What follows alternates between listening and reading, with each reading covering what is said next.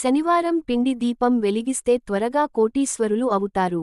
శనివారం అంటేనే చాలా పవిత్రమైన రోజు. శనివారం అంటే వెంకటేశ్వర స్వామికి చెందిన రోజు. ప్రతి శనివారం ఇంట్లో దీపారాధన చేసుకుంటే ఆ వెంకన్న అనుగ్రహంతో మీ ఇల్లంతా కనక వర్షంతో నిండిపోతుంది. ప్రతి శనివారం పిండి దీపం వెలిగిస్తే మీరు త్వరలోనే ధనవంతులు అయ్యే అవకాశం ఉంటుంది. పిండి దీపం ఎలా వెలిగించాలి, అలాగే శనివారం పాటించాల్సిన నియమాల గురించి ఈ వీడియోలో తెలుసుకుందాం. ఈ వీడియోని చూసే ముందు ఈ వీడియోని లైక్ చేయండి. అలాగే శ్రీ మాత్రే నమః అని కామెంట్ చేయండి. శనివారం వెంకటేశ్వర స్వామిని పూజిస్తే కోటి జన్మల పుణ్య ఫలితం లభిస్తుంది. మీ జీవితంలో ఎన్ని కష్టాలు ఉన్నా సరే ఈ విధంగా వెంకటేశ్వర స్వామిని పూజించండి.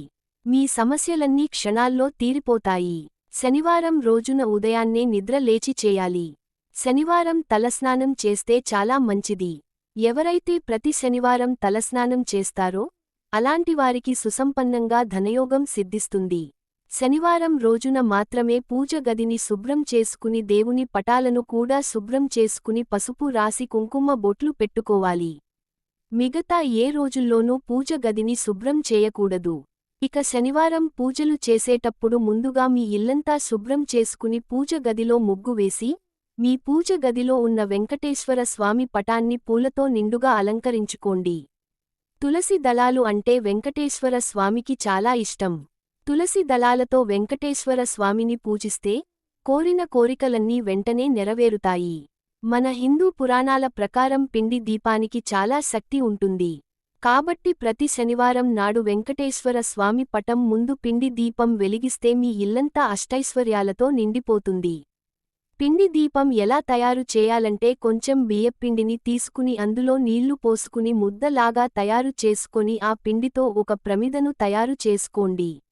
దీన్నే పిండి ప్రమిద అని అంటారు. ఈ పిండి దీపానికి కుంకుమ బొట్టు పెట్టి అందులో ఆవు నెయ్యి కానీ నువ్వుల నూనె కానీ పోసి 7 ఒత్తులు వేసి వెంకటేశ్వర స్వామి ముందు దీపం వెలిగించాలి.